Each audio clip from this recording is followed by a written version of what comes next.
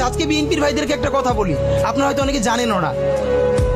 পৃথিবীতে দ্বিতীয় ইতিহাস আছে কিনা মান্না ভাই জানলে বলবেন, আমি ভাইয়ের কাছ থেকে শুনতে চাইবো।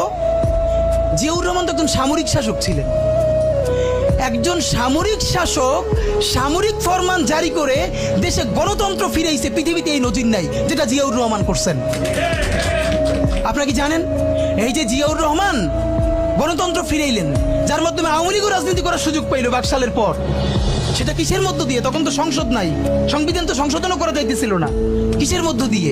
জিয়াউর রহমানের সামরিক ফরমানের মধ্য দিয়ে। পৃথিবীর একমাত্র একজন সামরিক শাসক যিনি ফিল করলেন না সামরিক পন্থা দিয়ে করা যাবে না, গণতন্ত্রে ফিরতে হবে। এবং দেখেন হাসিনারে এবং আওয়ামী লীগের চরিত্রটাই হলো এরকম, এর যে একটু ভালোবাসে তার সে হত্যা করে। শহীদ প্রেসিডেন্ট জিয়াউর রহমান শেখ হাসিনাকে দেশে আসার অনুমতি দিছিলেন, সুযোগ দিছিলেন এবং বলছে থাক সবাই রাজনীতি করুক। আসার 1 মাসের মধ্যে জিয়াউর রহমান শহীদ হয়ে গেছে, 13 দিনের মধ্যে।